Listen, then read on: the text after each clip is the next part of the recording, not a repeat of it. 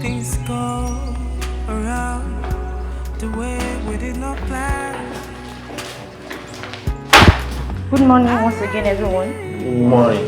Who is Mr. Sheyi Bankole? That's me. Yeah, follow me.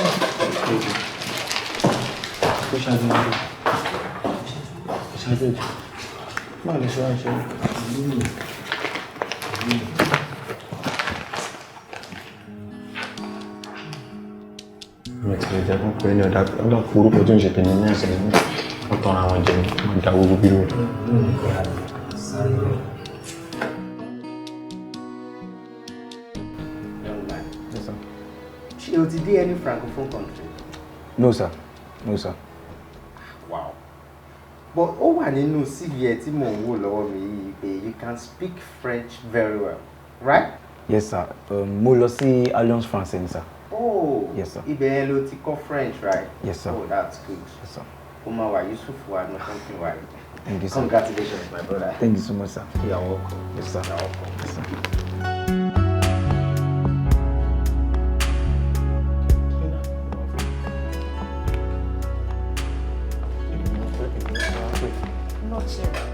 You are the last person. Follow me. Kí ló mean by you are the last person? No, they only not you. Kí ni not you? Látara tí mo ti dé bí. O dẹ̀ sọ no not you. Ẹni tó bá mi bí ilẹ̀ tún pé lẹ́pẹ̀ wọlé yẹn ṣé ìdúró mi ní òdẹ́rù báyìí nàbí kí ni? Secretary, báwo lẹ ṣe ń ṣe ìkíní yín bí? Ẹ ń ṣojú ṣáájú mi. Èmi ò mọ̀ pé ọ́fíìsì mi.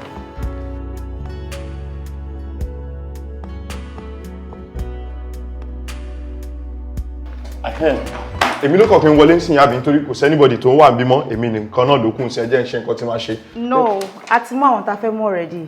Ẹ mú àwọn tẹ́ fẹ́ mú? Yes. Gbogbo àwọn tó bá mi ń bí? Ẹ má bínú, a ti mú àwọn tá fẹ́ mú already.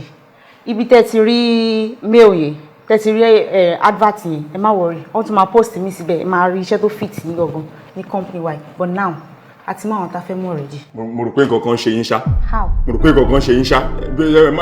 Ẹ má jẹ́ kí n bínú sí yín. Ẹ má jẹ́ kí n fi kọ́ra mú yín.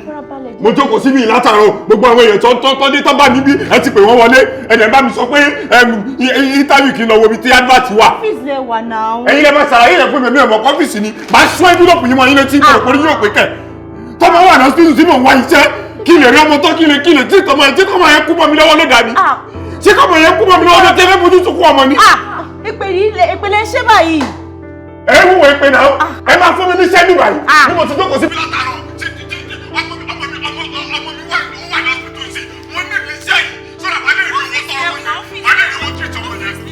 Ẹ má bàbí sọ ọmọ kọ́fíìsì ni mo wà ẹ̀yin náà sórí burúkú látàárọ̀. Jẹ́ kí ọmọkùnrin yẹn wọlé. Bring him to me. Ẹ kí gbogbo àwọn èèyàn wọlé ẹ wá ní ẹrù kìí ṣe pé kìí. Ẹ má bàbí sọ. Ẹ má bàbí sọ.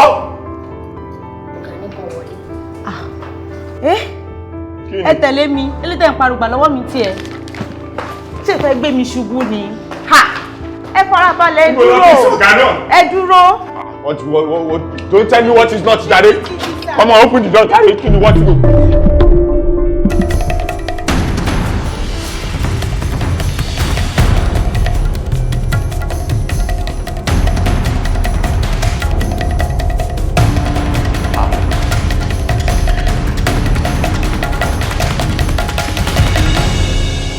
Lọ́lá Balógun. Mo ti Lọ́lá. How are you? Mo ti ń wo ẹ látẹ̀kọ̀ nínú kámẹ́rà. My dear, ìwọ́n lè máa lọ sí ẹ̀. Okay, ma, thank you, ma. Wo?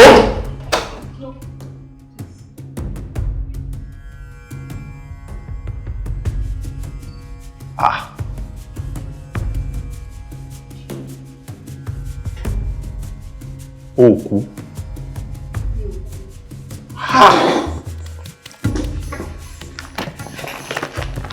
Okay.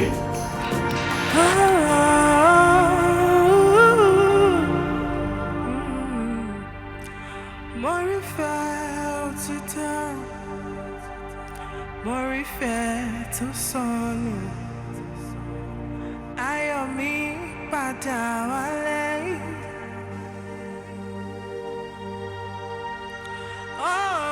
Mo rí ìfẹ́ òtítọ́, mo rí ìfẹ́ tó sọnù. Ayọ̀ mi padà wálé.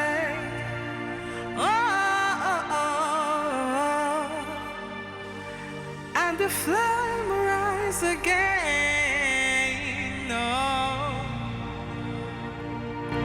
And the flame rise again.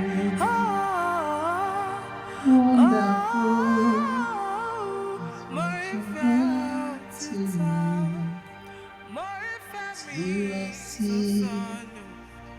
My dream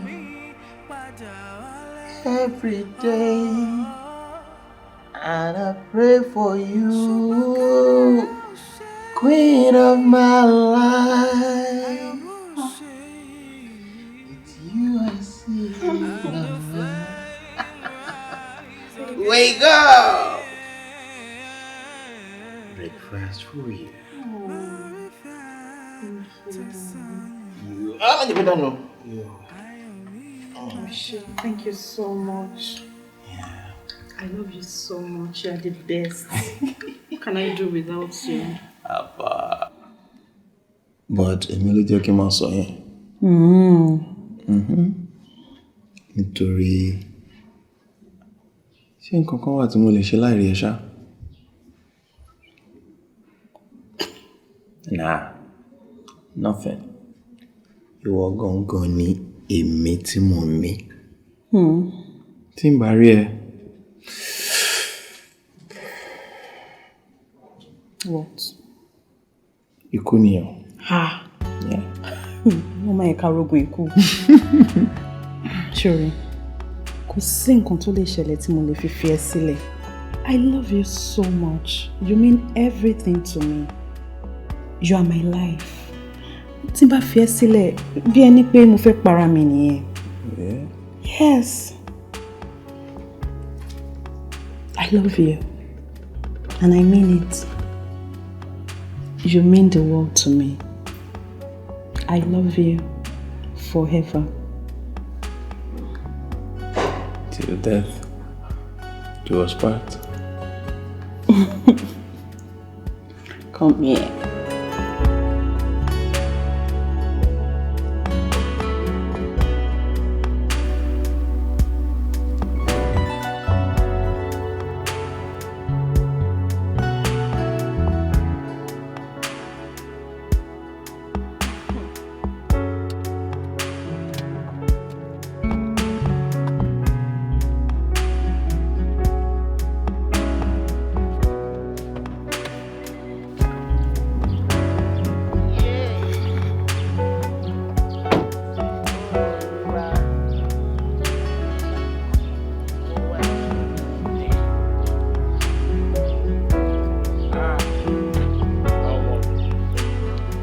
mọ́tò ẹyẹ rọ̀ tó jẹ́ pé ó dàbí pé kí n má bọ́ lẹ́mọ̀ ní bí èsì yẹn ṣe ń rán sí mi lára ara mi ti ń tutù ó ti ń sílé bọ̀. ṣé káwọn kú jọ máa lọlé. irọ́ irọ́. Thank you. Thank you. So babe, you can wá bẹ hostel lọ́la ni àbí after lecture? No. Mo marry after lecture. Okay. Is that fine? Yeah, that's fine. Alrighty. Okay, babe. Wait. Ah.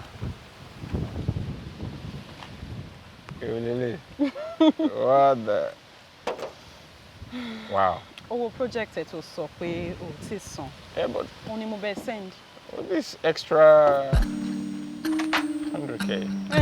Because mo notice pé o ló ń jẹ money room ẹ̀.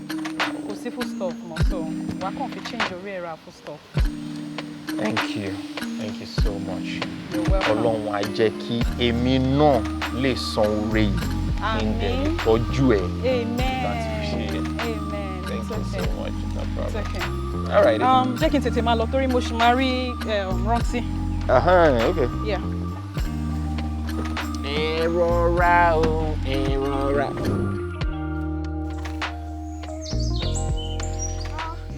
Iyán yẹn débẹ̀. In fact, tí mo bá rí yẹn ìjẹ́lẹ̀ ni mo lè dákú. Ọmọ ẹ̀ làágùn. Oh my God. Uncle Dele máa rántí mi lénìí. Hello, Uncle Dele. Hi. Mo ti wẹ̀ class. Sure wa. Uncle Dele ẹ káàsán, ẹ rántí mi lénìí sir. Kí ló ṣẹlẹ̀? Accident! Níbo? Kúrúbọ̀! Kí ló ń ṣẹlẹ̀ náà? Mọ́tílọ́lá! What is going on? Mọ́tílọ́lá! I don't know what is wrong with her. Mi ò mọ̀ bẹ́ẹ̀ ó rí sí kan Mọ́tílọ́lá. Fóònù ìmọ̀délé yìí, ó fi fóònù ńlẹ̀ ni o. Mo fi! Ó sì máa mú dání ọmọ roommate mi bá ní ọdẹ sọ́fẹ́ o. Get lost dance, don't get one campus nǹkan. Leave me alone! Mo fi! Kí ni mo fẹ́ ṣe báyìí o? Mo fẹ́ pè o. That's not an excuse. That's not enough reason for you to leave and not say a word. O kò lọ́wọ́ ò sọ nǹkan kan. Kí ló tó máa ṣerú yẹn fún mi? Kò dáa. Bámidélé, you know me. Ó mọ̀ pé mi lè mọ̀ọ́mọ̀ ọ̀tẹ̀ intentionally. But you did. Bámidélé, kò rí bẹ́ẹ̀. Nǹkan tó ṣẹlẹ̀ ni pé ìgbà tó máa pè mí láti school, by the time tí mo fi délé, mo find out pé àwọn parents mi ti kú. I was so sad. I was broken. Mi tiẹ̀ lè think straight at all. Bá tiẹ̀ ti pè é, but phone mi náà ti sọnù. So kò sí bí mo fẹ́ reach ẹ. I was so traumatized. Àti wípé daddy mi àtàwọn family wọn, wọ́n ti plan gbogbo ìgbésí ayé mi kó tiẹ̀ tó di pé wọ́n kú rárá. Àwọn ló plan gbogbo nǹkan tó ṣẹlẹ̀ sí mi afterwards. Kò délé. Ọkọ̀ ojú gbé mi.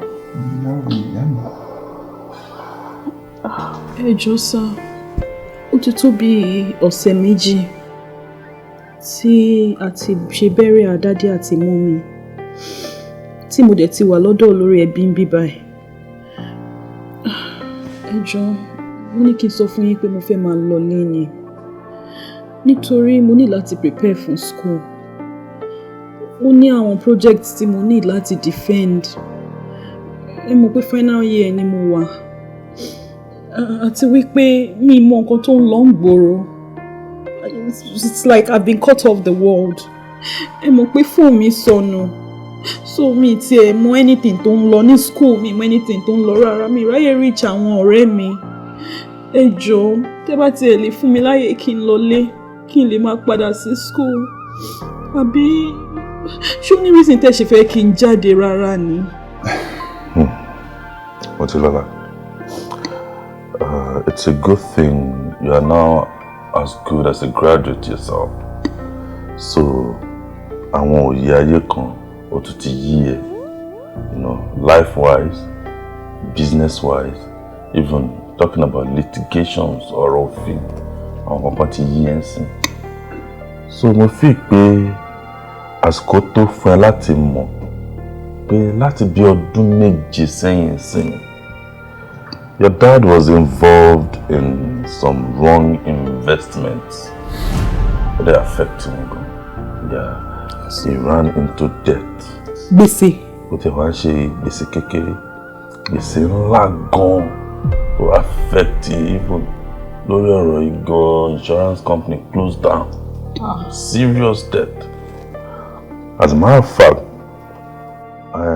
issue to CBN governor don't raise in the non-servicing loan, don't gbé àwọn lówó tí EFCC ń gbé wọn, don't ṣá wọn mẹ́wọ̀n tó ń ṣe, ó involve daddy ẹ̀ náà.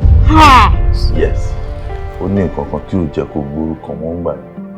Honourable Daniel Gbadamosi, àwọn ló bu àṣírí daddy ẹ̀. They bailed him out. Yes. Lord bless you, uncle. Amen. Lord bless daddy. Amen. Tí orí ọ̀rọ̀ lé ayé yìí, fún orí nípa fún gbàdá rọ̀. Gẹ́gẹ́ bí ìbílẹ̀ ṣe sọ. Gbogbo wọn tó wà láàrin wọn àti dáàdì ẹ̀ àti Honorable. Ó ní ọ̀rọ̀ agreement nínú ni. Àjọṣepọ̀ pẹ̀lú agreement. Wọ́n fẹ́ kó kàn kẹ́ go through ẹ̀kọ́ nǹkan tó ṣẹlẹ̀ bẹ́ẹ̀ náà. Ẹ̀rù ti ń bà mí báyìí ọ̀rọ̀ agreement.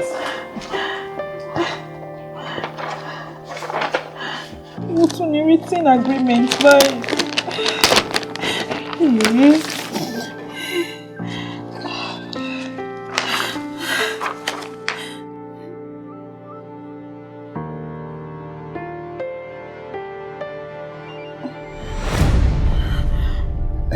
Ṣòtúrí báyẹn dáàdì ẹ ó tọwọ́ bọ̀wé gẹ́gẹ́ bí àjọṣepọ̀ òun àti ṣífù ìjọ yẹn in fact èmi àti délé gbogbo ní ẹlẹ́rìí family ìjọ yẹn lọ́hùn òun dúró gẹ́gẹ́ bí lọ́ọ̀yà ṣífù náà mú lọ́ọ̀yà tiẹ̀ wá ó lè pa lọ sílé yín mọ́ báyìí because ilé dáàdì yẹn gangan ó ti dé ti ṣífù Gbàdámọ́sí ó lè pa lọ síbẹ̀ mọ́ ṣòtúrí báyìí.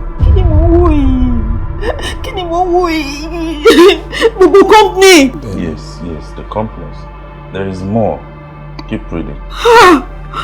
Actually, the last paragraph. Flip. Yes.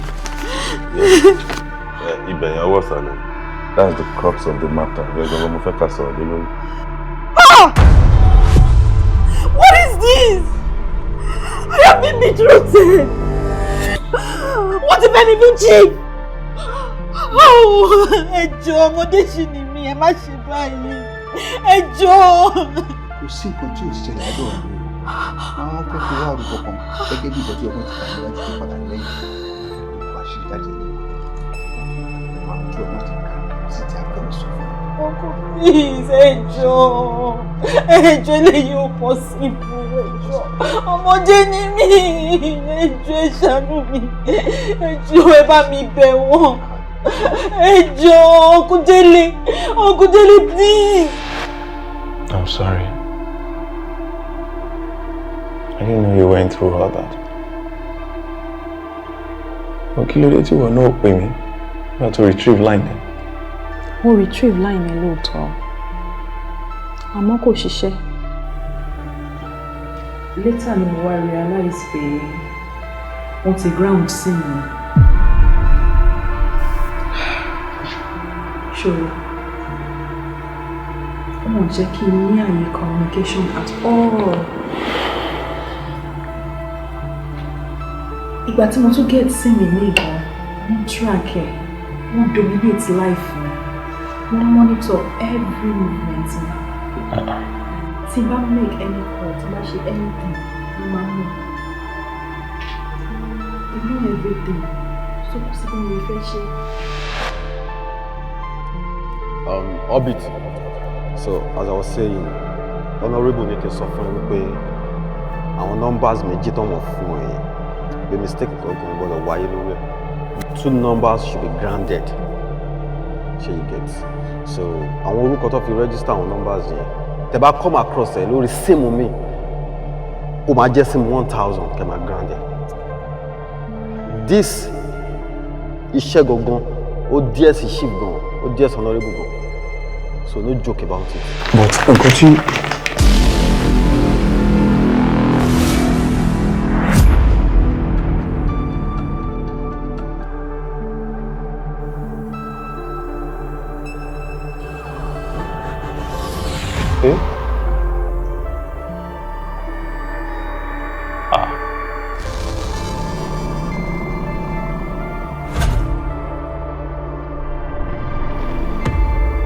You're married.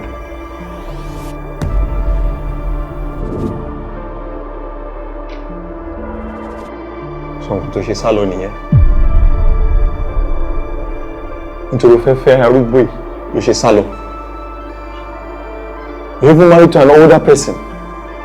Ọ̀rẹ́ dáadẹ́ kọ́ lélẹ́yìn. Honorable Gbàdámọ́sí kọ́ lélẹ́yìn. Eh?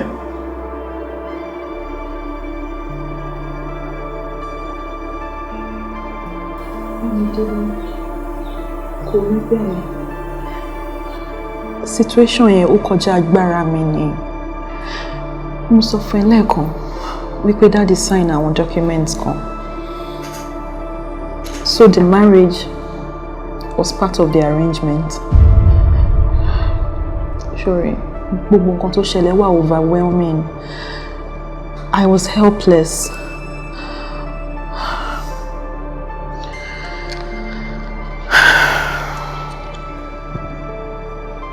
Bámidélé, ṣebí ìwọ náà ti marry? Mo ṣàgbọ́ tó ń sọ̀rọ̀ ọmọ ẹ̀ lẹ́ẹ̀kan.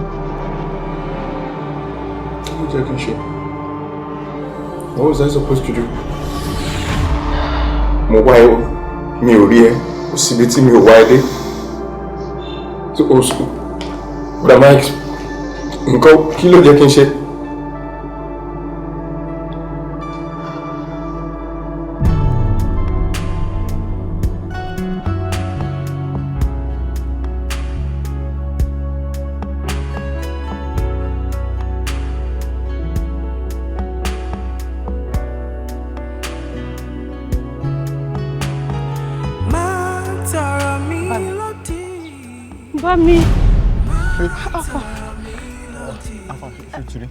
Mi rí o, mo ti wá lọ́sọ̀ òkú bí tí mo mọ̀ tó ń jẹ́ sí pátápátá mi rí.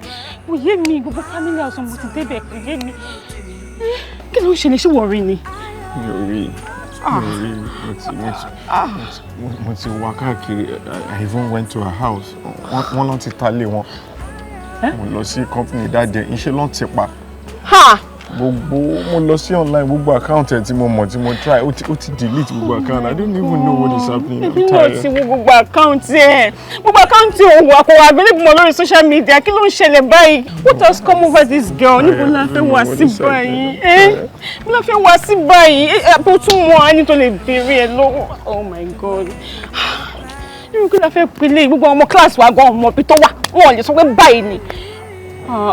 Bá mi. Martin now, do you want me to cry as well?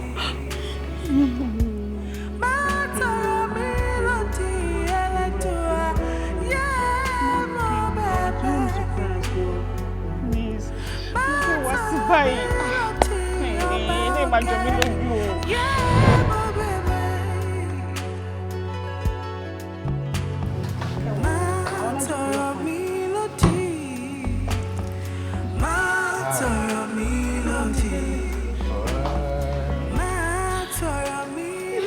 this matter, Bamidele. You finally exam is tomorrow. Why are you doing this to yourself? Stop hurting yourself. I'm not hurting myself. I'm not hurting myself. Look at this. He got married already. Motilola. That's all I'm saying. Ati wa kò síbi tá yìí wá dé. Ati wa. Just let me.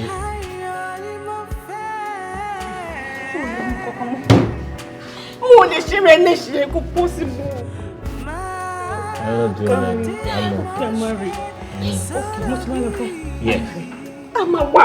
Yes. Please stand up. No.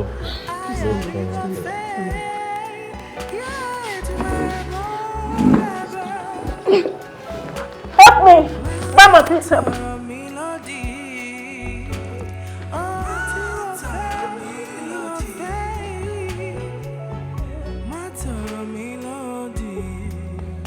Don't look back.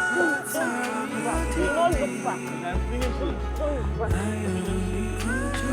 Help me to finish the drink. Finish it. Help me to finish the drink.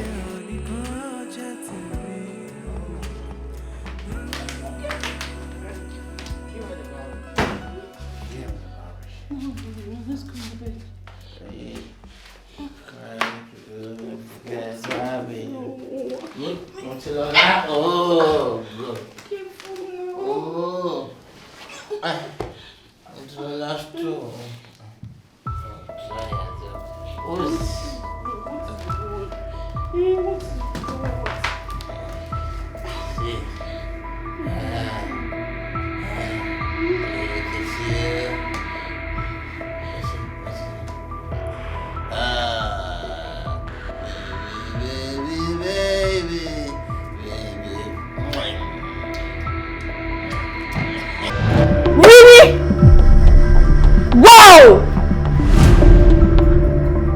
Rántí ló fẹ́. Nǹkan tójú mi rí nìyẹn o. Bí mo ṣe wà ẹ́, kò sọ́kùnrin kankan tó lè wà mí wálé. Ìyẹn ti di èèwọ̀. In fact, bí mo ń bá ẹ sọ̀rọ̀ ẹ̀, wọ́n ti ń ṣe gbogbo ìwé tí máa fi travel lọ sí Amẹ́ríkà. Mo ti dìyàwó àpapọ̀ òdòdó. don't know what to do. No, but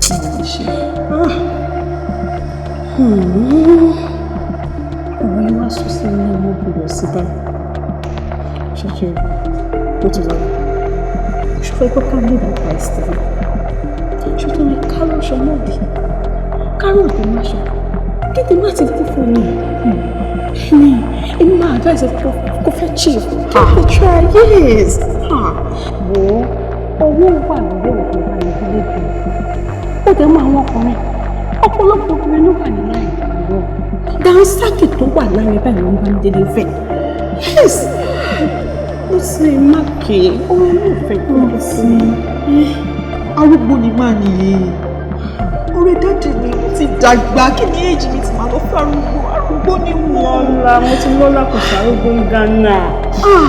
Mo fẹ́ ọkọ ẹ̀kọ́ ìtọ́jú. Bámi délé will be fine. Bóyá kì í tẹ̀ pé Bámidélé kì í ṣàlàyé fún ọ ti fẹ́ da gbogbo ẹ̀rù. Ó lọ pé Bámidélé má pè é tó wọ́n bá ti tẹ̀ lọ. Ṣó ti gbọ́ ọmọdé aṣọ wípé mi fúnra mi gómìnà ní sọ̀kọ́ mi tẹ̀ ń sọ pa ríra. Ìlú ṣe pé mo promise ẹ̀. Ṣó ti gbọ́ kíkọ́ tó ń gbé fún ìmọ̀ àtẹ́ńdọ̀ kí ni ìwà tọ́jú ẹ̀.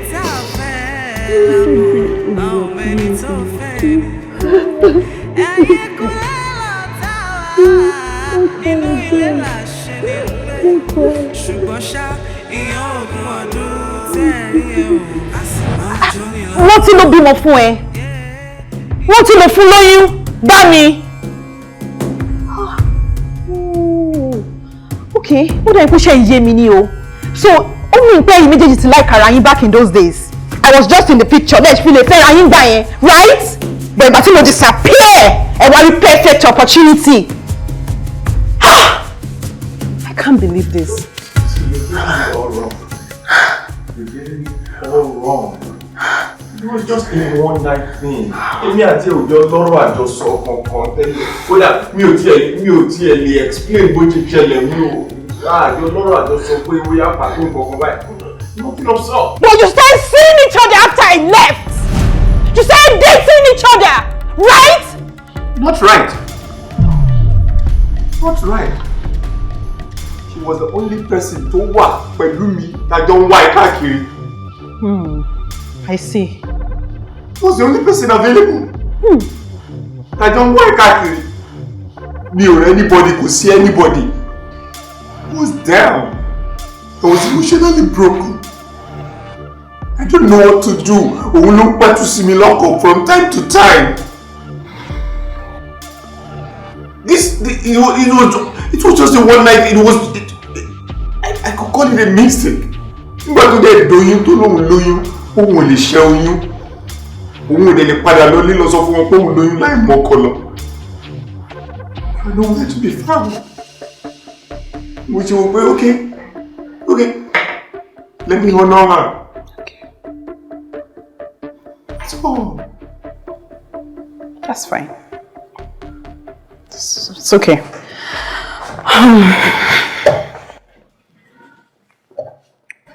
It's alright. It's alright. O ti marry. Èmi náà ti marry. It's a win-win. Kò sí wàhálà. So, let's move on. Kí ló ṣẹlẹ̀? Mo gbọ́ tó ń sọ̀rọ̀ nípa ọmọ ẹ̀. Kí ló ṣe? My son has leukemia. Cancer of the blood. He pains me every day. Wow. Every night.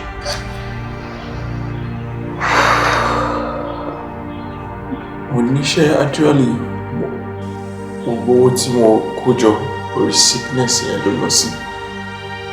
Orí sickness yẹn náà ni mo lose iṣẹ́ mi sí nítorí wọ́n sáà nígbà tí mi ò concentrate, I'm always distracted.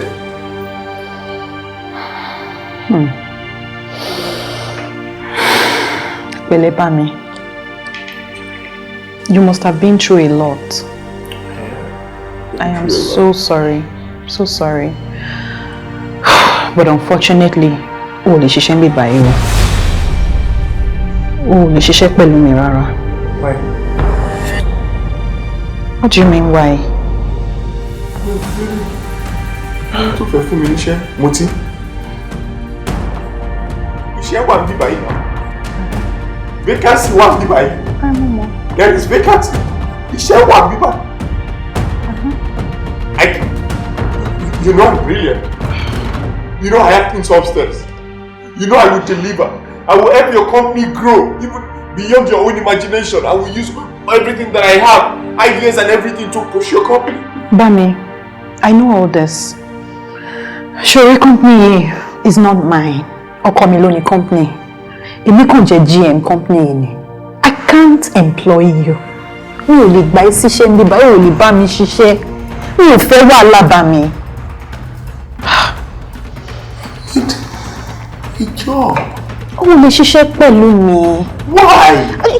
Iṣẹ́ wà ń ta.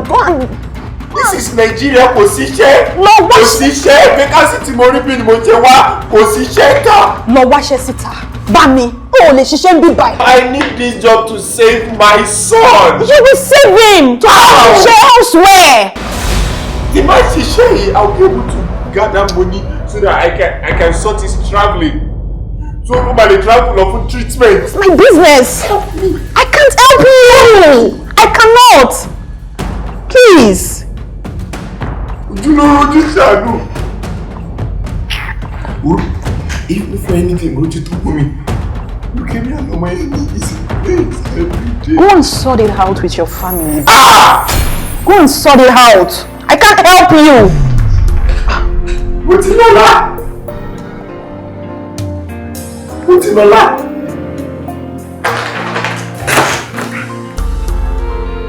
Look at me. Do you have a child? Do you have a child? Life can be so funny. Things go around the way we did not plan.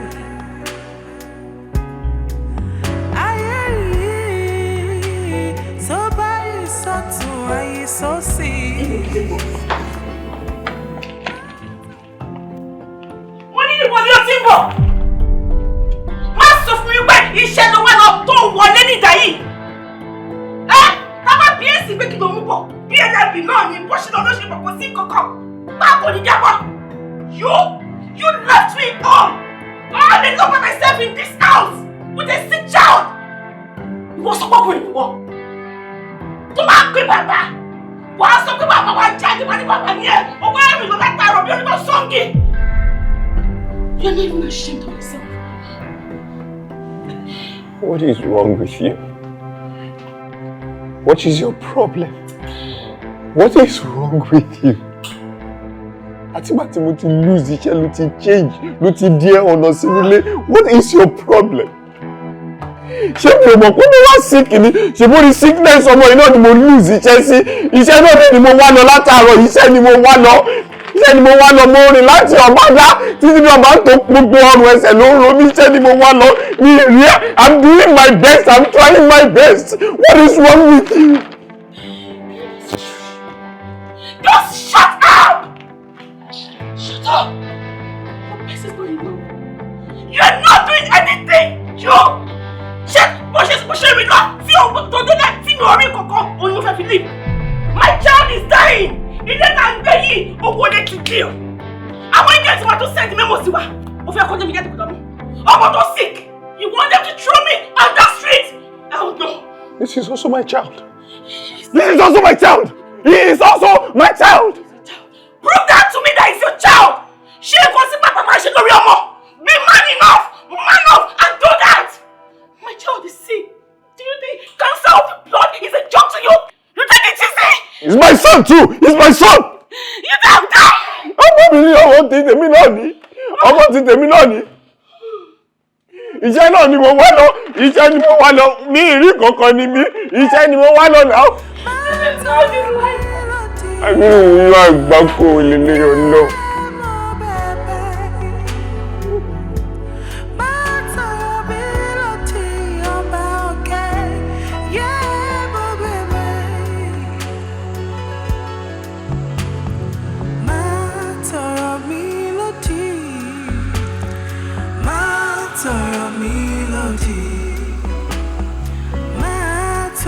Melody.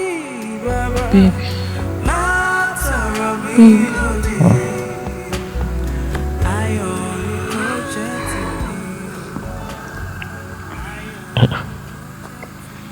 Lede. Oh, Sonny. How come you dey soon? Really? No, don't encourage me. I'm sincerely sorry.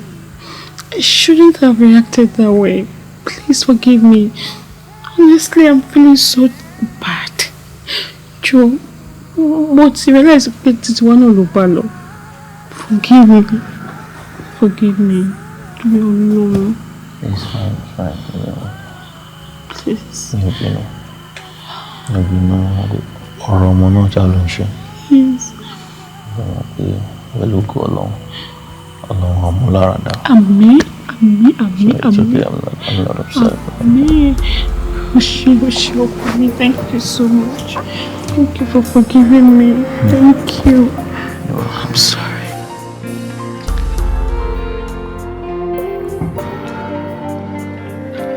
Hey, Cham.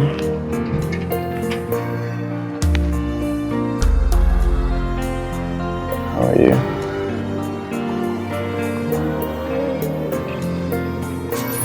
Everything is going to be fine soon. You're going to get well very soon. Your radiation therapy will start very soon. Maya,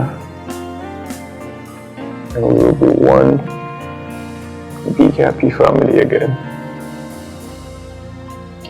Chan, your dad got a new job. A great one at that. So I'm gonna work and I'll be back soon. Be a good boy. Huh?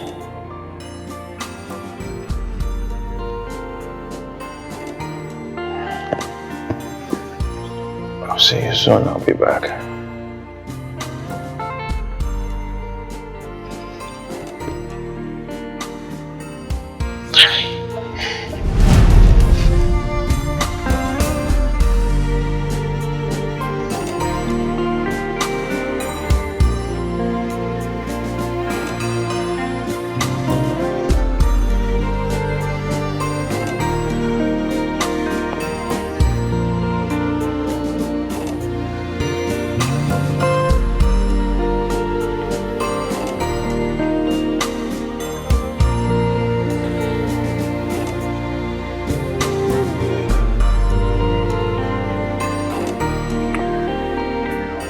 Fine again. I promise. You'll be fine.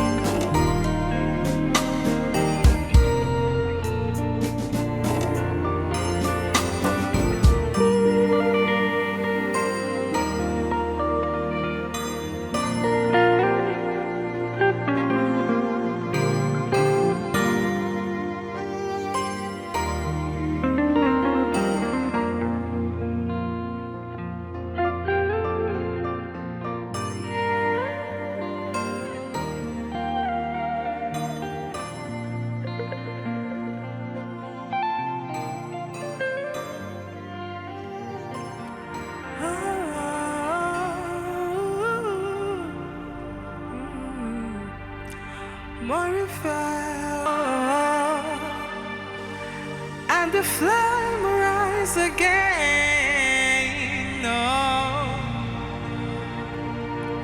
and the flame rise again, oh, oh, more felt to talk, more felt me to son, I me, Pajawale, oh, Shubakada, Shay, I am Honey? Hello. Báwo ni dé? Ṣé wà okay? Báwo ni ṣe?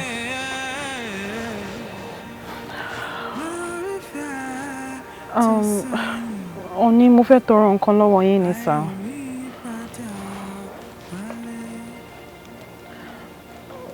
Mo fẹ́ tọrọ nǹkan lọ́wọ́ yín ni. Nípa àwọn security yín ni.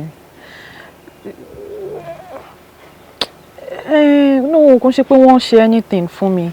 Mo kàn fẹ́ tọrọ lọ́wọ́ yín ni. Ṣé ẹ lè jẹ́ kó má máa tẹ̀lé mi káàkiri? The way tó yín tẹ̀lé mi káàkiri is so embarrassing. No, it's not like that. Nǹkan tó ṣẹlẹ̀ ni pé Honey, ẹ mọ̀ pé obìnrin ni mí. Àwọn obìnrin dẹ̀ ni I need privacy wa once in a while.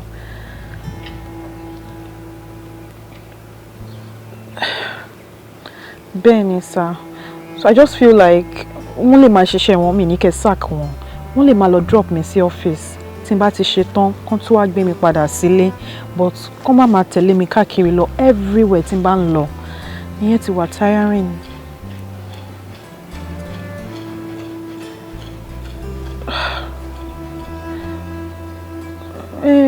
Mo kàn wò ni pé nígbà tí mi kì í ṣẹlẹ̀ wọn, I just want to be free kí n lè ṣe mọ̀ téèyàn bá ń ṣọ́yàn èèyàn máa wò pé you can't be free, you can't even, talk freely. Exactly. Mi ní kán máa ṣiṣẹ́ wọn, kán máa wà nílé, kán gbé mi lọ sí office, kán dẹ̀ padà wá gbé mi láti office, kán gbé mi padà sílé. That's fine.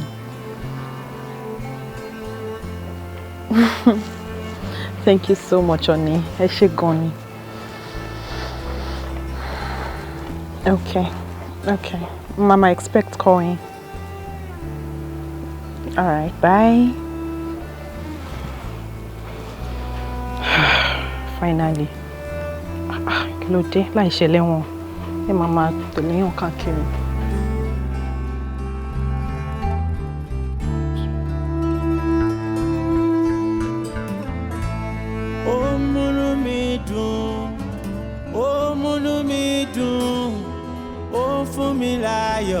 Ayérayé, ó múnú mi dùn, ó múnú mi dùn, ó hùwà sí mi dáadáa. Ọkọ rere ni o, ọkọ tá fi ń tọrọ ọkọ ni, kò fọ̀rọ̀ mi ṣeré rárá. Torí náà ni mo ṣe bá lọ.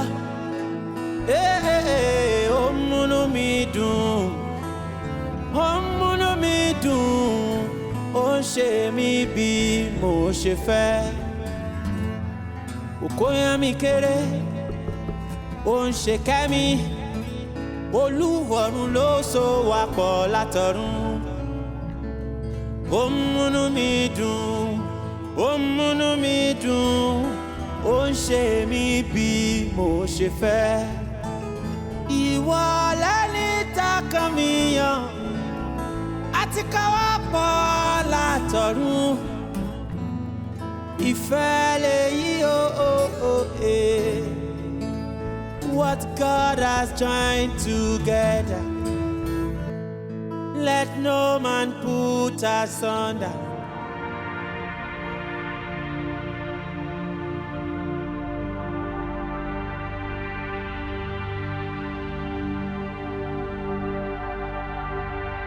Where the hell are you coming from? Oh! Ṣé bó ṣe máa ń rèrè? O ti rí owó tí ẹ dé àbí? ó ti ń wà òkè. Ẹ̀ka ilé ò bẹ́ǹdì mọ́. So you kúrin ló fẹ́ máa rí sí. Bábí sọ̀rọ̀ yẹn kúrin ló fẹ́ máa rí. Mi ò dé but mo mọ̀ pé ibi iṣẹ́ ni mo lọ, right? Then contract mo try láti get tí mo ti ń lé. I had series of meetings and all of that. Even mo try láti pè é láti ibi iṣẹ́ lọ. Really? All they were reachable, yeah, really. I'm okay with any parọ́ fún mi. Ìgbà tẹ́mi wá pè é kí lè tó ògbó. Ó pè mí. Irọ́. Ó pè mí kẹ̀. So possible kò pè mí kí n má gbé ṣá. Wọ́n ló pè mí.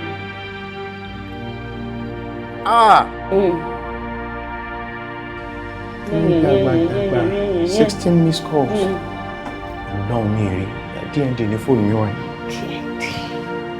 Do not disturb. Babaláyé ni ẹ. Wà fi fóònù ẹ sí D&D. Ó fẹ́ kí anybody disturb ẹ. Gbogbo ètí ẹ tó ń dán yìí náà gbìngbìn yìí D&D ló wà.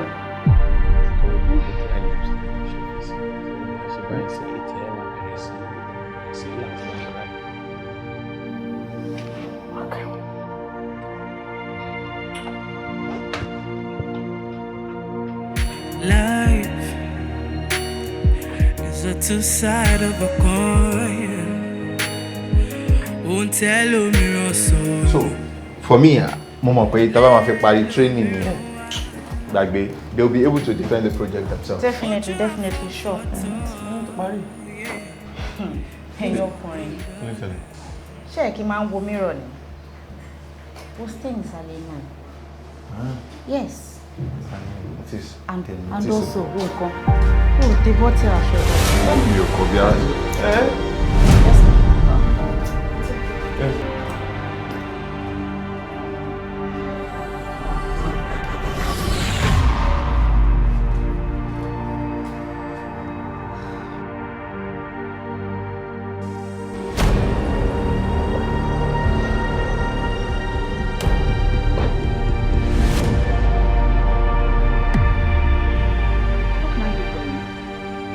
Trust me, it's not what you think. Kí ni mo sọ fún ẹ pé mo rò?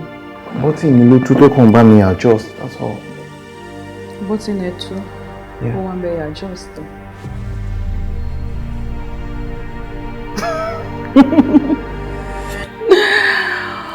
Oh my God, mo mú ẹ ṣeré ni jọ̀ọ́. Just the woman in me. Ẹ̀rù ti bà yá bí. Oya, come. Come to mama.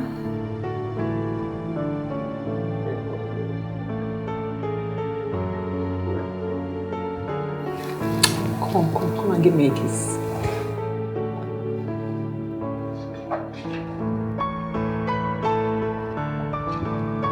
What are you doing now?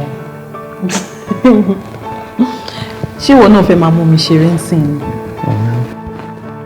Yeah, give me a kiss.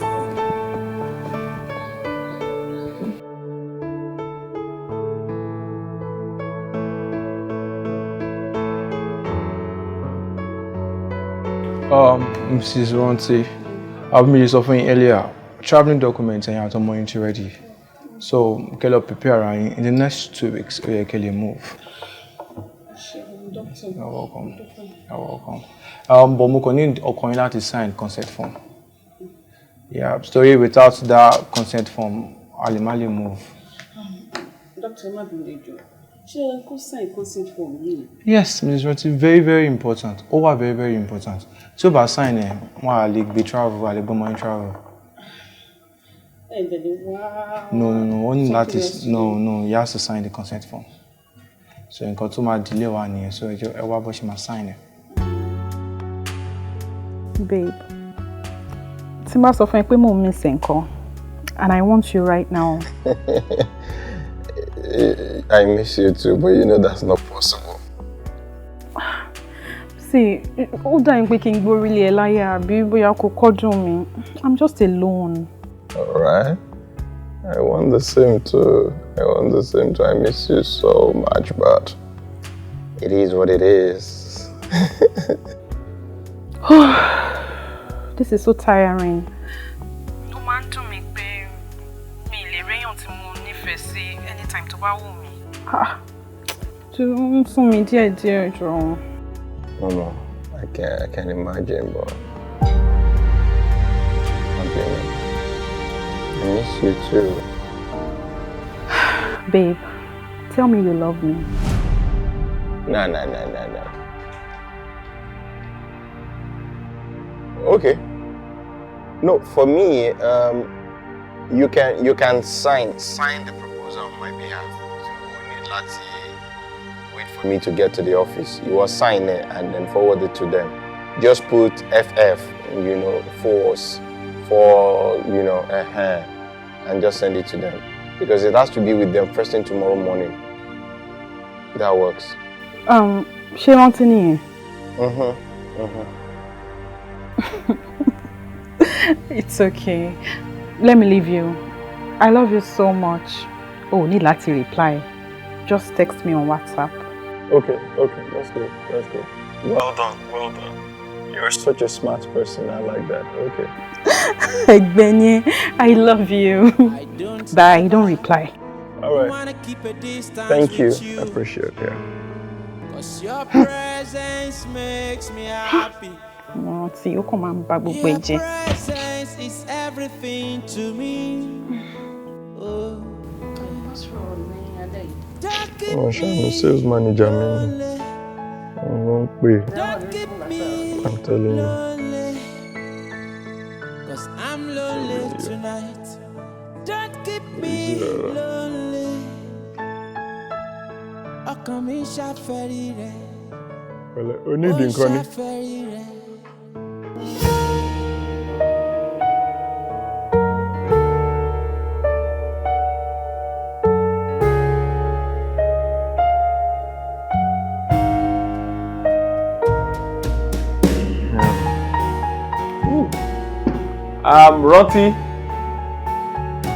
Rántí o. Yes, Bami. Sure. No. Èmi tí ń lọ sí ibi iṣẹ́ nìyẹn. So in case you need anything, just let me know. And then I also think it's high time tí mo máa lọ sí hospital tí mo náà máa lọ wo Ayọ̀mídé. Bí àtọ́jọ́ yìí tí mo ní mo fẹ́ lọ ìwọ náà ló ń sọ pé doctor sọ pé kò need. So kí ni doctor òun sọ nípa travelling ẹ̀? Kò sọ nǹkan. So anything? Okay, no problem. Jọ. Tó bá dé mo fẹ́ rí. Kí kò lè? No, not at all. I feel only something if it is that important. Tó bá ti dé mo fẹ́ rí ẹsẹ̀. See.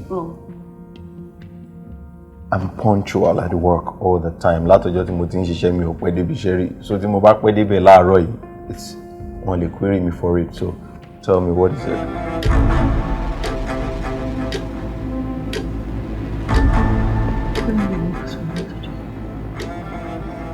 Tó jẹ́ pé láàárọ̀ lọ́sàn-án lálẹ́ lóru orí fóònù náà pẹ̀lú obìnrin the same person.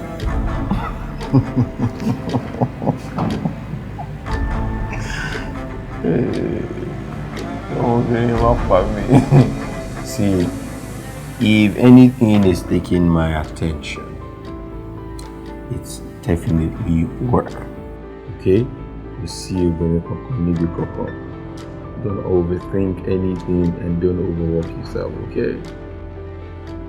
I think it's a lot today. Yeah. Alrighty. What about you, Kelly Lord?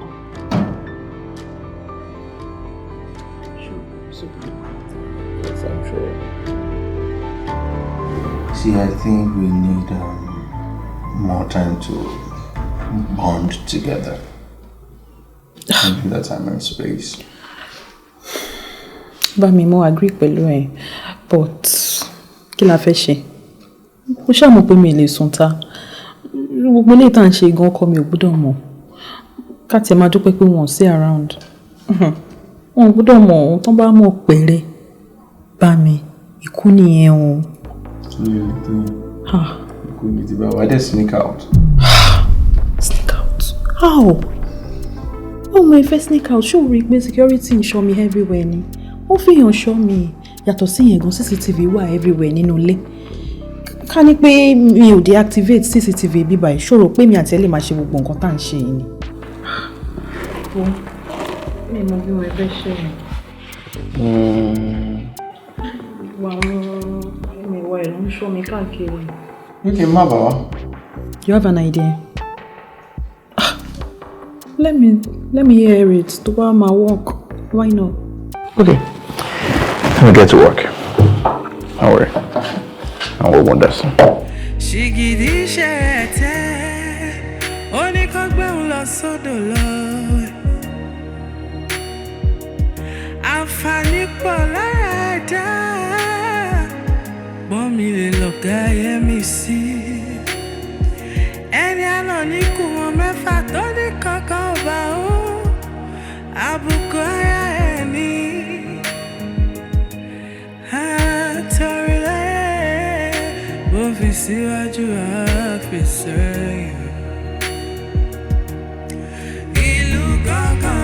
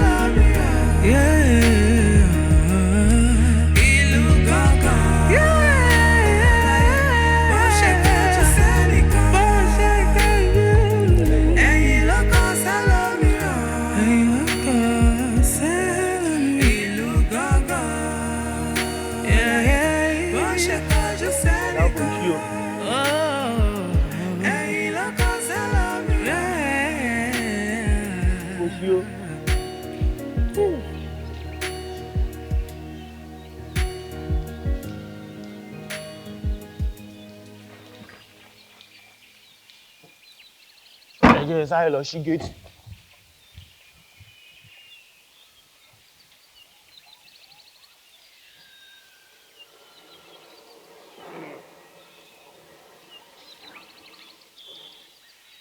Ọ̀dà mú yá o.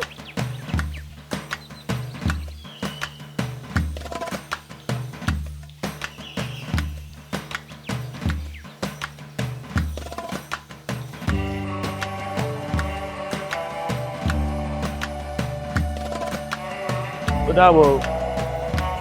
Ẹ bá mú nǹkan bọ̀. Ó dàbọ̀.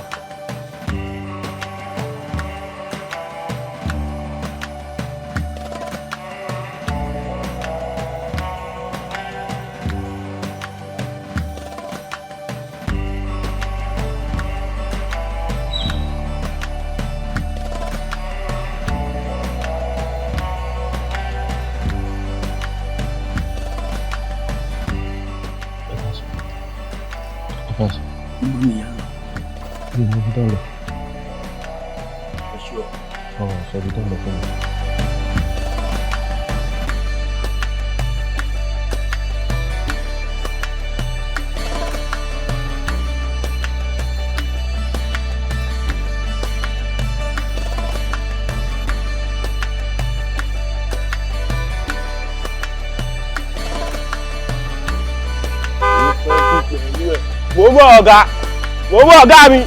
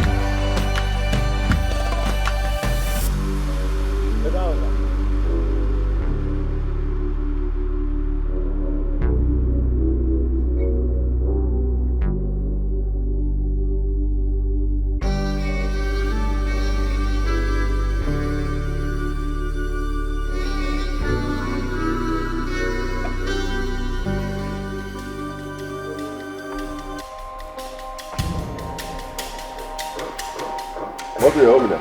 Ó ti gbé jáde látàná. Látàná. Bẹ́ẹ̀ni sá.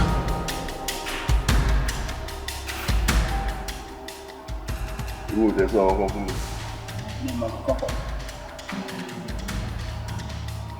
I will work on it, sir. Hey, sir.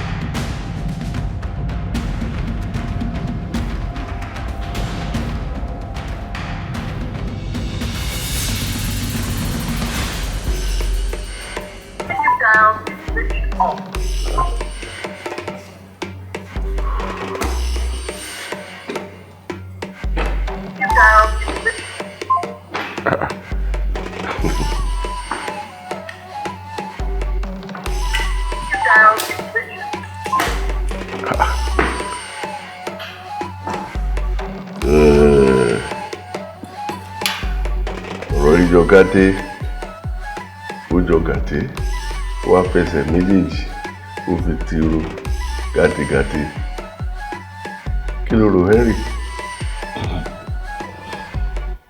Ẹ máa ní láti take care easy ni sir. Nǹkan tí n bá fẹ́ lọ in the line nǹkan tí ẹ sọ lọ́wọ́ yìí sir. Eegun àtìró wọlé èèyàn àtìró jáde tani ó ti mọ̀ pé èèyàn àtìró tó jáde léegun àtìró tó wọlé but am I take it easy now, sir? Yes, sir.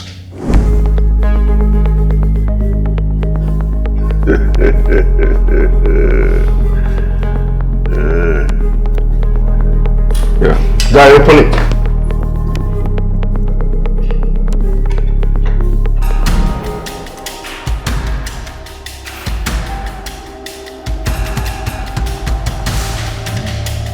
All day, oh na,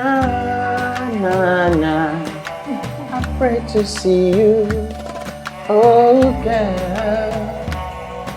Àní mo ti rẹ́ni kejì mi, ẹni bí ọkàn mi. Oh, mo fẹ́ rajo ìfẹ́ kí n fà ọ́ lọ́wọ́ dání. Ìyẹn kọ́ ni mo fẹ́ kọ́ mo kàn fẹ́ jẹ́ kí wọ́n mọ̀ pé all day and all night I just wanna be with you, I just wanna stay with you, I just wanna make you laugh, I just wanna make you smile all of the time. You know I love to sing. Orin gbé no kò mí jẹ́ wọ́n wẹ̀. Orin gbé no kò mí. Kí ló ṣẹlẹ̀?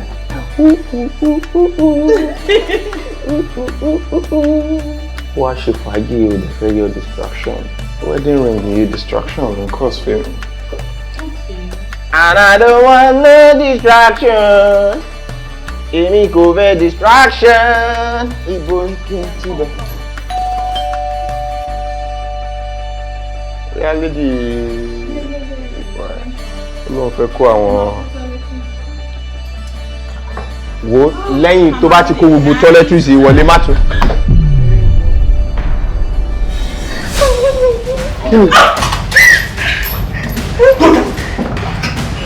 Come here. Go down.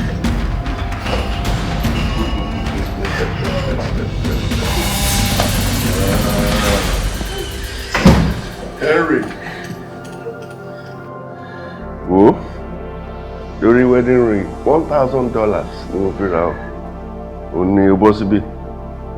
Nítorí eléyìí. Ìwọ. Put your hand down! Put it down! Yes, I will down. Yeah. Oh.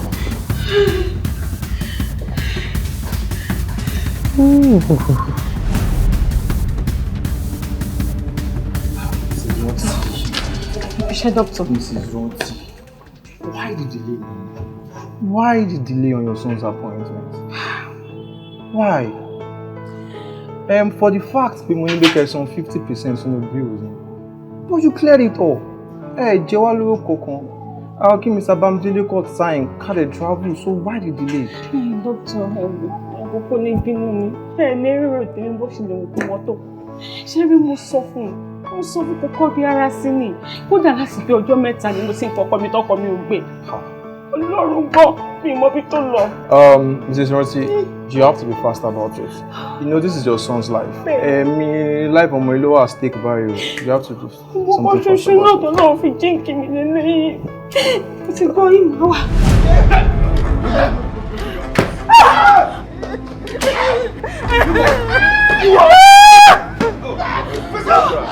Cobra. We were to smart, Abi. Smart boy. Worry when you can find okay, I fẹ́ gbádùn weekend yìí àbí. Gbogbo alájọ wá ṣe weekend ó wá gùn ni. Ẹjọ́ dáríjì mi ní ìmọ̀mọ̀. Iṣẹ́ ìṣù ni mi ìmọ̀mọ̀. Shut up! Ẹjọ́. Mọ̀mọ̀. Iṣẹ́ ìṣù. Gbogbo Mi ẹ̀ ní máa ṣe bẹ́ẹ̀ end. mọ̀. Ó ń ṣe bẹ́ẹ̀ mọ̀. Kò lè happen mọ́ náà. Gbogbo ẹ̀ máa end ti bí lé mi. Bẹ́ẹ̀ni. Ni wàá understand lẹ́nu. Èmi ló máa understand. Ìwọ lọ ń tẹ̀lé ìyàwó mi. Lọ tamper pẹ̀lú CCTV lọ́fíìsì àti tilé. Mọ̀ pé backup wà. Gbogbo tẹ́ ṣe ni mo rí. Gbogbo ẹ̀ wà lọ́wọ́ mi. Wọ́n fi fine boy. Ó fi ń kó ìyàwó mi lọ́bẹ̀ jẹ. Àbí bẹ́ẹ̀ kọ́. Ọmọdé ni ìwọ wá ìwọ. Cobra! Tó jẹ́ rojú tó pàṣẹ.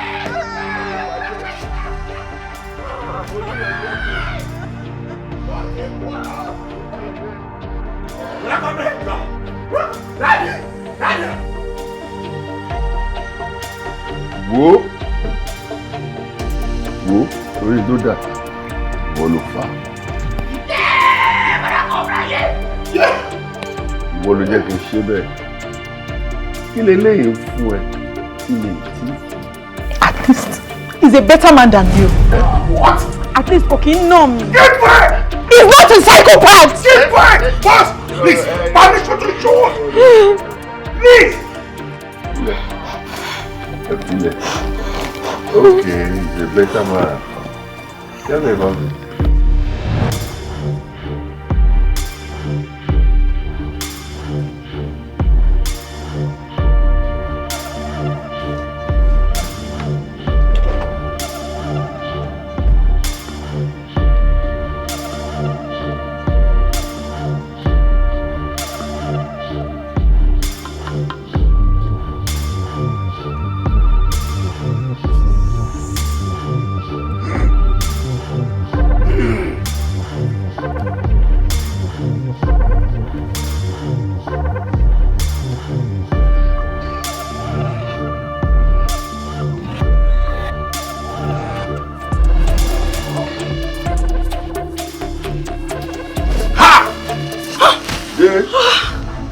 Kí ló dé tẹ dáyà já mi báyìí torí Ọlọ́run?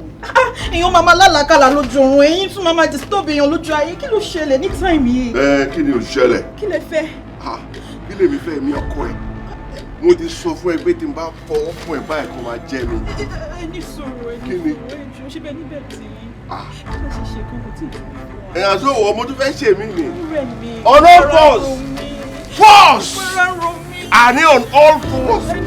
Kí ló ń ṣe mí ní sùúrù? Má wọrí wá sí mi níta ọ̀yà. On all fours! Kàkàkàkàkà.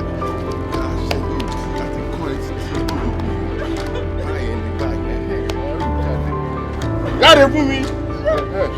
Kí ló? Ẹ̀kọ́ ẹ̀. Ògbẹ́kọ́. O mọ nǹkan kan ṣe.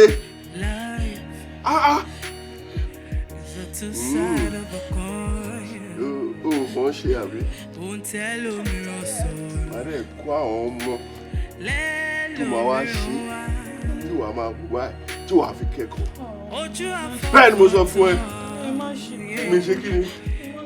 I'm just tired. Kọ̀ rẹ̀ mi. Kọ̀ rẹ̀ ni. Baka just said it, kaka, you say love you. ṣe kojú sẹ́nìkan ẹ̀yìn ló kọ́ sálómìíràn ìlú gángan láyé bó ṣe kojú sẹ́nìkan ẹ̀yìn ló kọ́ sálómìíràn ohun tá a bá ṣe ni là ń ṣe tẹ́ ṣìgìdì ṣe ẹ̀tẹ́ ó ní kó gbẹ̀hùn lọ sódò lọ àǹfààní pọ̀ lára ẹ̀dá gbọ́n mi lè lọ̀gá ẹ̀mí sí ẹni àná ní kù wọn mẹ́fà tó ní kankan ọba ó àbùkù ara ẹ̀ ní torí láyé bó fi síwájú ọ́fíìsì ìlú gángan ó ṣe kojú sẹ́ni. Your Excellency olówó orí mi mo ti kó wọlé. Different spec, different size. Yes. Line one fún mi. Ó yẹ ká tó ọkọ̀ olówó orí mi náà. Different spec. Ọmọ. Ṣẹ́rí ẹ̀yìn dé àti débi iṣẹ́ báyìí. Mo fẹ́ ká ṣeré fún Chin. Mo fẹ́ gbé Chin débẹ̀. Àbẹ̀rẹ̀ jáde tó kù.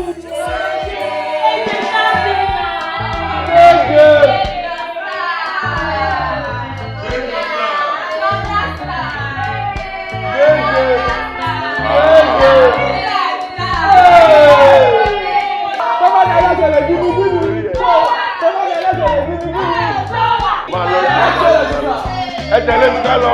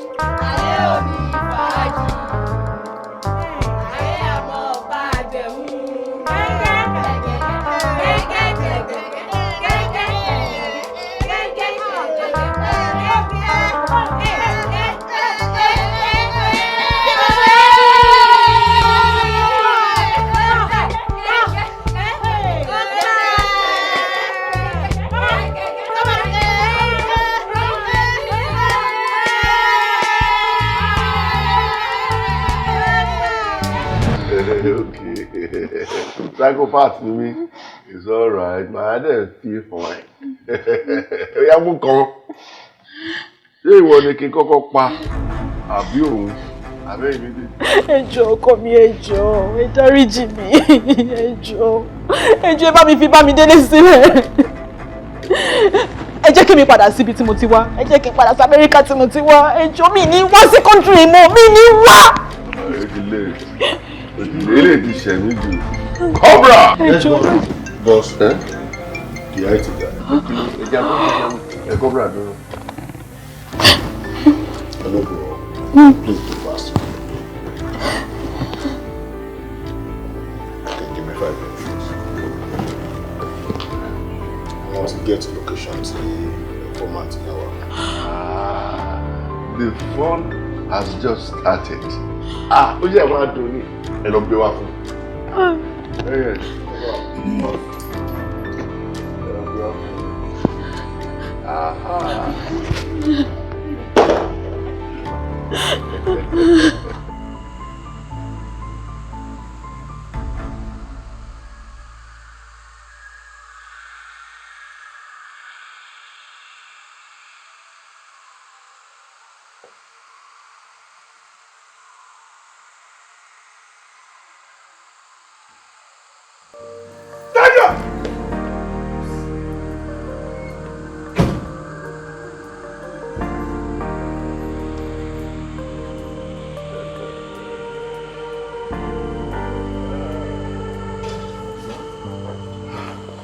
Well done, guys. Yes, boss. Well, kó tó di pé ẹ wọlé, àwọn boys tó wà ní tarmac ẹ̀, wọ́n fumble gan. Wọ́n dẹ̀ lérí pé àwọn lè pa everybody tó wà bí. So, ẹ máa mọ bẹ́ẹ̀ ṣe máa lọ síbẹ̀ nsìn. Bàtà bá débẹ̀ tán bá dẹ̀ mọ́, ṣé ká láwọn? Ẹ lá anybody. Bring everybody down. When they back BIMPE mú wálé. Fún àlọ́dà. Better.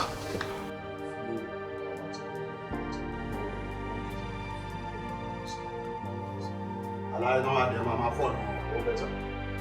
Movement. Ṣé ẹ má máa dá. Tó bá mú ìka. Àná sún à. Ní ìdíbí ẹran.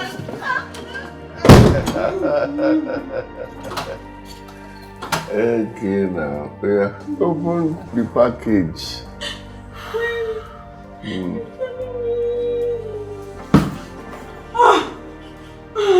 So what, man?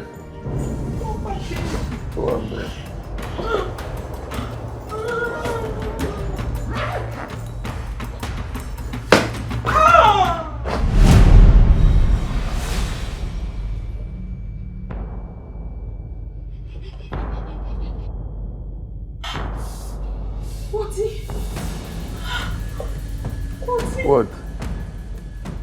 Really? Ìyàwó mi lélẹ́yìí. Ìyàwó ẹ ni ta. Ìyàwó mi lélẹ́yìí sà. Ìyàwó ẹ ni. Okay. Hello. Yeah, informant ló ń sọ̀rọ̀. Mo ti pè bọ̀bọ́ yìí títí kò gbé. Ẹ jọ̀ọ́, ṣé kò ṣe wípé ẹ gbé bọ̀bọ́ yìí pọ̀ pẹ̀lú ìyàwó yìí? Ẹ wò, ìyàwó yìí ló ṣẹ̀yìn o. Ẹ dẹ̀ lè dá sí ẹ̀rí àtúntò àti tó yẹ fún. Ẹ fi bọ̀bọ́ yìí sílẹ̀. Case ẹ wà different entirely. If not, mo máa gbọ́ gbogbo ẹ̀ lójú o, mo máa fọ́ gbogbo ẹ̀ tó yẹ pé gbogbo kò ní ṣe tó mọ̀. Ṣé nǹkan tẹ́ fẹ́ nìyẹn? Okay, please leave this guy, let him go. Ọ̀nà tí wọ́n ṣe ń sọ pé ìyẹn kò ń lọ àṣọkọ ẹni. Okay, ohun tó ń tẹ̀lé àwọn èèyàn mátà sí wọn orúkọ sábẹ́ ọ̀dọ̀ ènìyàn o. Okay, mo tiẹ̀ ti wá change mind mi. Mú kan, ṣé ìyàwó ẹni kì í pa ni àbí girlfriend ẹ? Ẹjọ́ torí Ọlọ́run sá, mo bẹ̀ yín torí Ọlọ́run sá. Ẹ má pa kọ̀ọ̀kan náà àwọn méjèèjì. Ẹjọ́ tó ẹ wò. A máa sá kúrò ní àdúgbò, a máa kúrò ní sàkání ìyá ẹni gbúrò wà ládùúgbò ìmọ̀. Ẹjọ́ torí Ọlọ́run, ẹjọ́ torí Ọlọ́run. Tó bá tún bẹ̀ mí, má jẹ́ bínú o. Mú kan. Mo ní kó mú. Mo ní kó mú kan.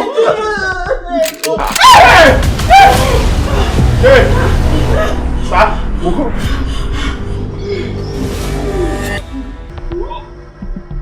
Ìyàwó ẹ̀ ló mú.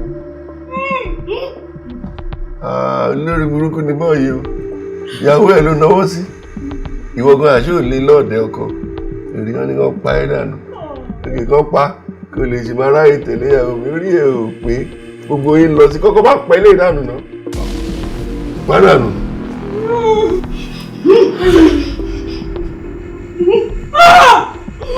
Àdànù.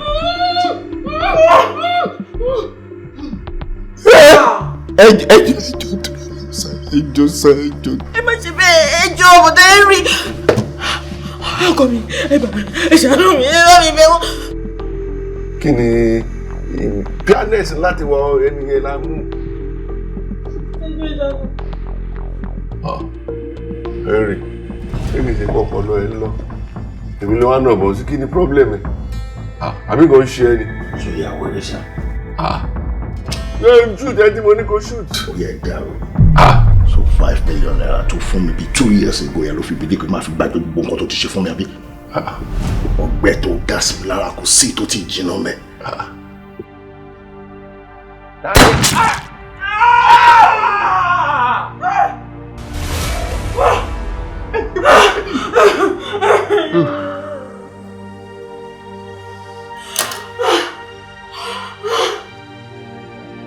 Torí Ọlọ́run sà, ẹjọ́ torí Ọlọ́run sà, ẹjọ́ torí Ọlọ́run sà, ẹjọ́ torí Ọlọ́run sà, ẹjọ́ torí Ọlọ́run sà, ẹjọ́ torí Ọlọ́run sà, ẹjọ́ torí Ọlọ́run sà. Roti.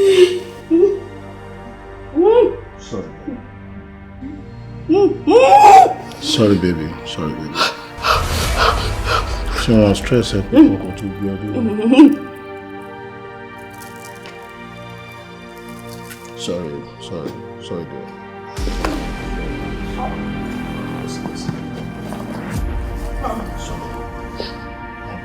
Stress issue.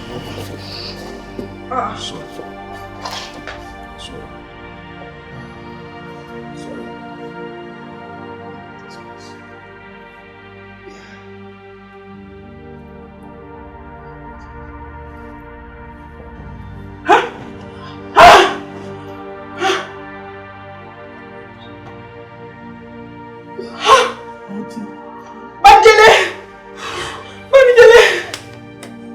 Rántí.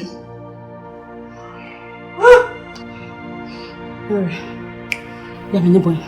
Kí ló fẹ́ fi bọ́ ṣe? Yà mí níbọn. Gbogbo òṣì ni kò bá fẹ́ pàdánù tó disturb mi pẹ̀lú ẹ̀.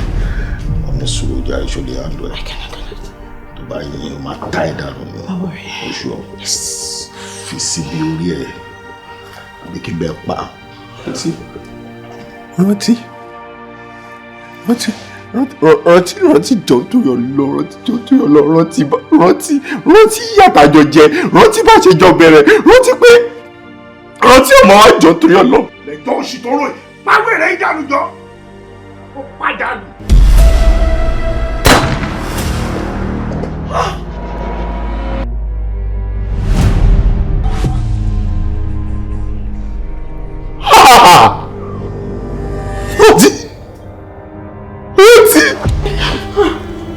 Morogo, I'm surprised. Oh, a surprise. Don't be surprised. This nuisance. This idiot.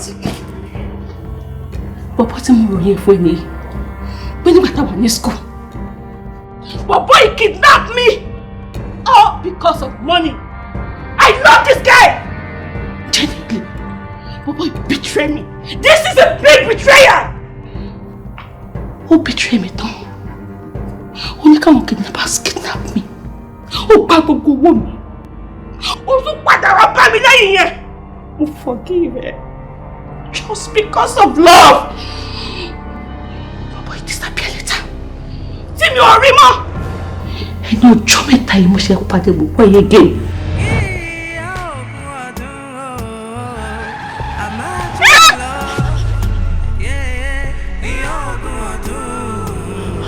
Madam, kí ló ṣẹlẹ̀?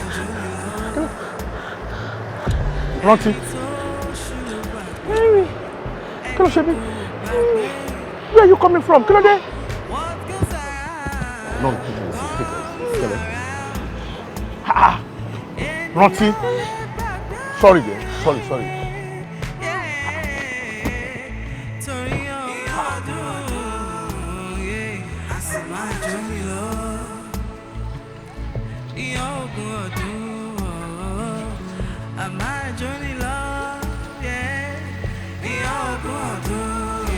Since I learned to be a betrayer, mo plan pẹ̀lú ẹ̀, mo realize we go on cheap ló ti ń ṣiṣẹ́.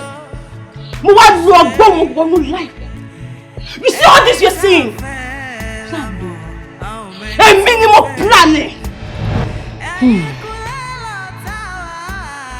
Ọ̀rọ̀ yìí wá tàbí ibi tá fẹ́ gbé òbí sí. Ó lè padà lálẹ́ wò ń bẹ̀. Mo ti ń wá chief ọdún ti pẹ́.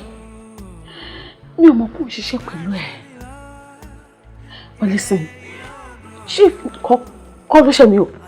Ìyàwó ẹ̀ kọ̀ọ̀kọ̀ọ̀kọ̀ọ̀kọ̀. Òun ni mo wá. You need to help me. Based on the game tájọ wà lọ́gbà, I need your help. I need you to cover me. Joe, this is the time I need you the most. Ṣàánú mi. Lati, for the past 6 years now, mi ò lẹ́ni tí mo fẹ́. Kì í ṣe pé mi ò kí ń rí obìnrin. Ọ̀hún mi kò sí nǹkan kan tí mo lè fún wọn ṣe. We are due to iṣẹ́ tí mo ṣe pẹ̀lú chief ní mi tí ẹ mọ̀. Ọ̀hún mi máa ń rún sí mi. Ara mi ò dìde sí wọn. Bàbá tí mo parí ẹ̀ tó cross mọ́ mọ́tò mi lẹ́nu. Ọ̀hún mi rántí full time wà ní yunifásitì. Gbogbo ìjẹ́ pé kò sẹ́ni tí mo nífẹ̀ẹ́ jù ọ lọ. Gbogbo time tí mo wọ̀ tẹ́, gbogbo time tàjọ́ múra wa bínú, gbogbo bá ṣe ṣètò ẹ̀ lẹ́yìn ìgbà tí mo kúrò lọ́dọ̀ ẹ̀ lọ́jọ́ ẹ̀. Ó mú mi rántí everything padà. Ara mi jí man láti bí ọdún mẹ́fà mi kan mọ́ nǹkan yẹn kókàn wà lára mi ná iṣẹ́ tí mo ṣe ò fààyè gbà. Kára mi tú sílẹ̀ bẹ́ẹ̀ bọ̀bá tí mo rí ẹ̀ ó dàbí ẹni kò fi kọ́kọ́ tú ara mi. Nígbà tí mi àti ẹ ti pàdé láti ìgbà tí mo ti fi ẹlẹ́sìn àti ìrà àti tóbi ẹ̀mí jẹ́nsìn. Gbogbo ẹ̀ náà ni mo lè sọ fún ẹ bí mo ṣe mísẹ̀ tó, pẹ̀lú mo yẹ láìkẹ́ tó, pẹ̀lú mo ṣe rí òwò ẹ̀ kọ̀ọ̀kan láti báyà. So, ìfẹ́ mi, kò sí nǹkan tí mi ò lè ṣe fún ẹ. Wọ́n tó sọ fún mi kékeré ni.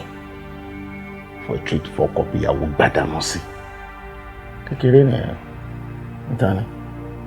Ìyá àti ìjọ sí ní nǹkan kan. Ọ̀tọ̀. Ọkọ ẹlẹ́mí bá lẹ́jọ́. But kò sí bí mo ṣe máa treat for copy ìyàwó ẹ̀ tí ò mẹ́kàn ọkọ. Tábà fa gbòòrò. Gbòòrò àfàgbò.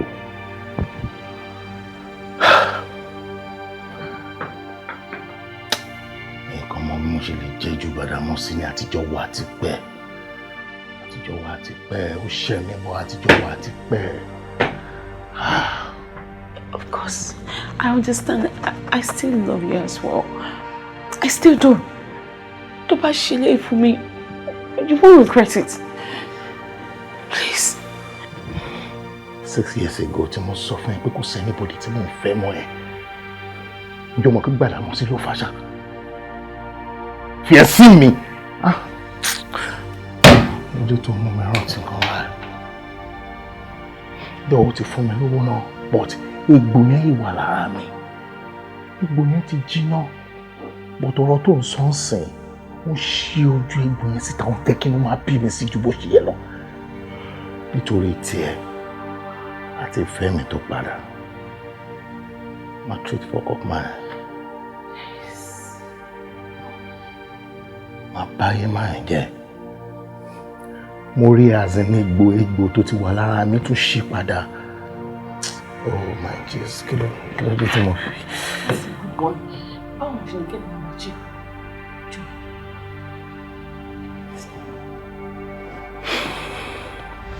This is a betrayal.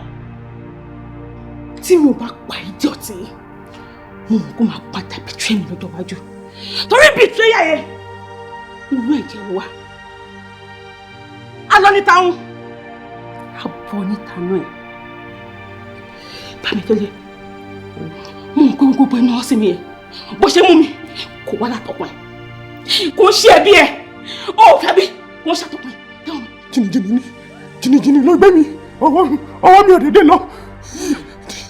I know you love me. You've always loved me. And I've always loved you too. Right?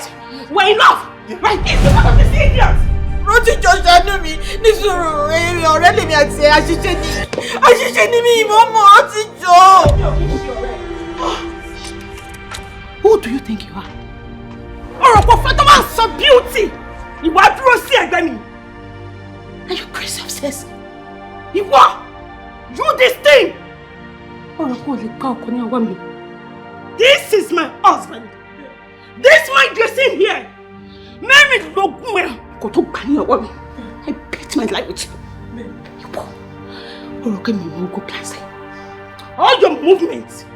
I've been following you last but not boy. You know that America must follow her. All these things you're seeing right now, I planned it.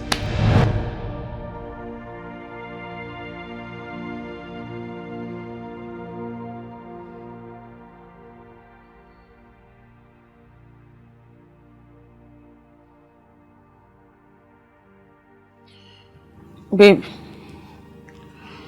more Kalo on vacation, just holiday away from home. What do you think?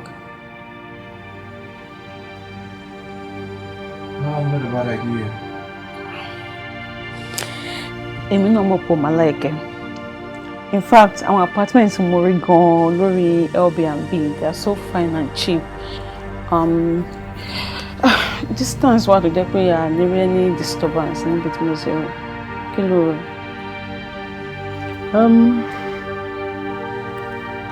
Kobad, you are taking more time to more available. Now make myself available for you.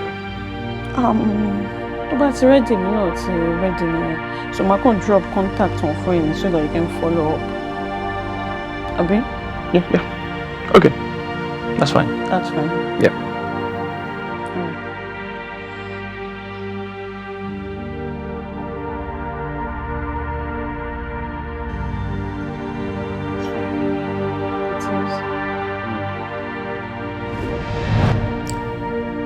Babe, which one they go Monday?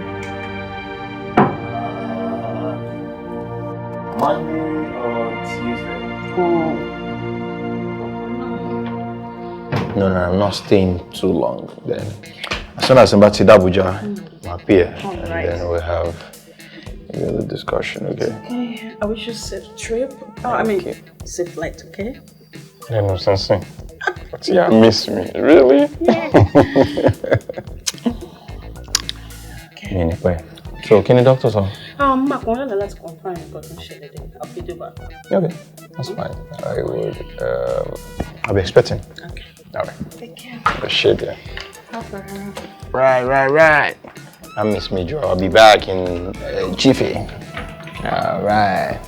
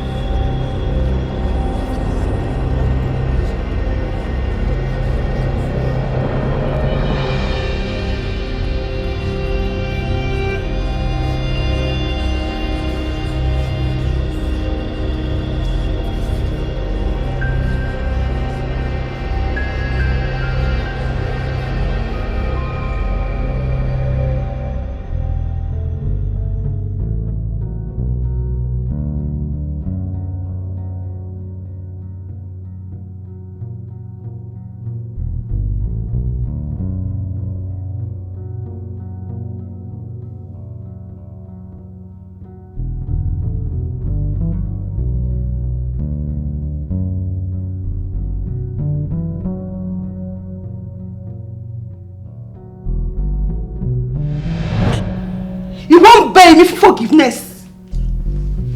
You? Tí o kọ̀ kí ilé mi má dàrú. Tí o kọ̀ láti má gbọ́ ọkọ ní ọwọ́ mi. This is the father of my child. You know what? Mo fi ẹ̀mí ọmọ mi mo fi wéwo. Just because I want to revenge. Doctor, kò ní bínú ni. Ní rò tí bó ṣe lè wò kó wọ́tọ̀. Ṣé bí mo sọ fún un? Mo sọ fún kókó bí ara sí ni. You have to be fast about it. You know, this is your son's life. Life of my lower stake value. I also think it's high time to Mama lost in the hospital. Tell me no more low Ayọ̀mídé. Bí àtọjọ́ tí mo ní mo fẹ́ lọ ìwọ náà ló ń sọ pé doctor sọ pé kò need. So kí ni doctor òun sọ nípa traveling ẹ̀? Kò sọ nǹkan kan. Kò sọ anything.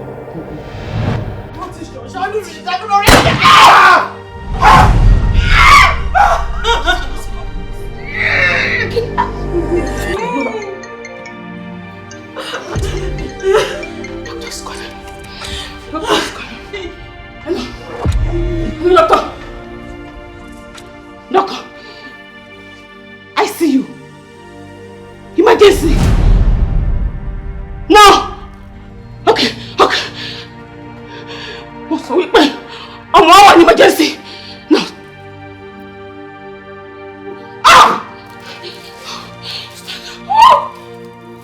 Yeah, my child is dying. My child is dying. My child is dying. Yeah.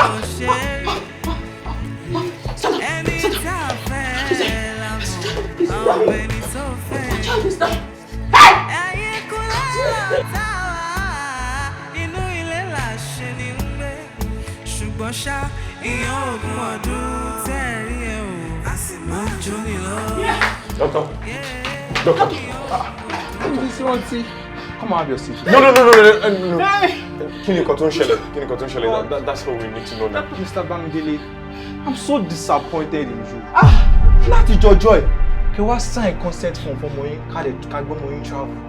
Ẹ change date bó ṣe wù mí. Mi ò rí. Why? You mean? Yes.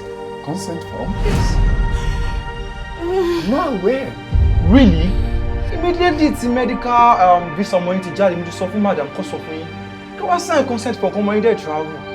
No, ìgbà tó tún get worst. Mo tún pe madam, mo sọ fún madam. Wọ́n dá mi lóhùn. Kò sọ anything fún mi. Kò sọ nǹkan kan fún mi, òun rèé. Òun rèé, so did I know about anything? Did you tell me about anything? Doctor, ọmọ mi dà. Please tell your data. Mr. Bamidele. Yes, please. Ẹjọ nurse, mami attend to me routine time. Ẹ wá jókòó. Mo sọ fún ọmọ mi dà ní kí nurse attend sí mi. Ṣé mo jẹ́ bébí ní ọmọ mi dà? Calm down.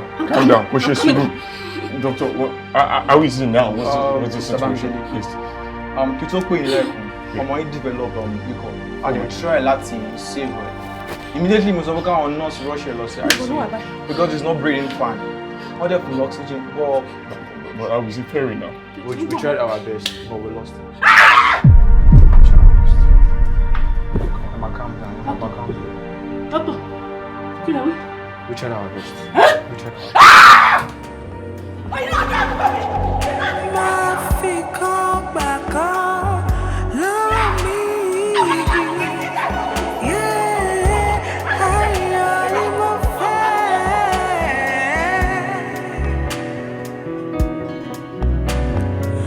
Má kọ̀ dí àìmọ̀ṣe sọ́dọ̀ mi.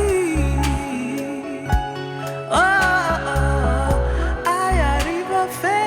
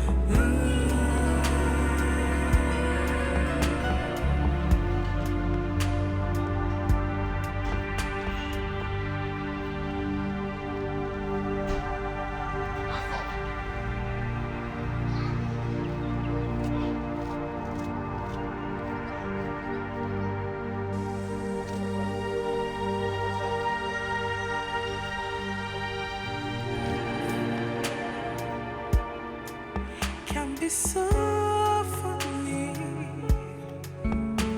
Things go around the way we did not plan.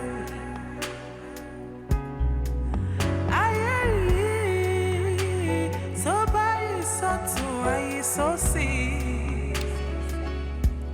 Matter melody electra, yeah, my baby. Matter melody.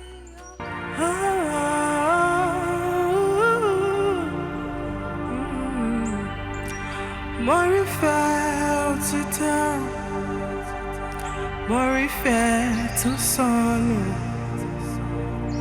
ayọ̀ mi padà wálé.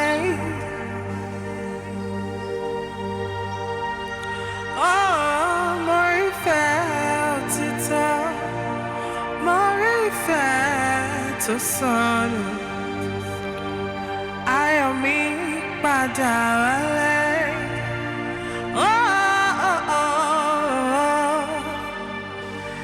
And the flame rise again.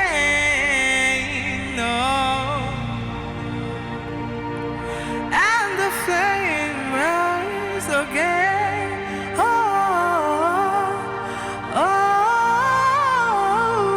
More ìfẹ́ òtítọ́, more ìfẹ́ mi tó sọnù, ayọ̀ mi padà wálé. Ṣùgbọ́n kádàrá ò ṣe é, ayọ̀ mú ṣe é. And the flame rise again.